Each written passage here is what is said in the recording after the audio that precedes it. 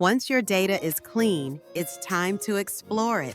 That's where exploratory data analysis, or EDA, comes in. EDA reveals the story behind the data, who your customers are, and how they behave. Start with descriptive statistics. What's the average customer age? How often do they buy? These simple numbers set the stage for deeper insights. Next, bring your data to life with visualizations, histograms, scatter plots, and heat maps. EDA isn't just about pretty charts, it's about discovering insights. You might spot customer segments or seasonal trends worth investigating further.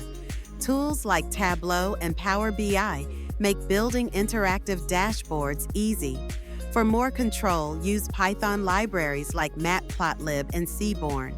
Exploratory data analysis transforms data into actionable insights, guiding your decisions.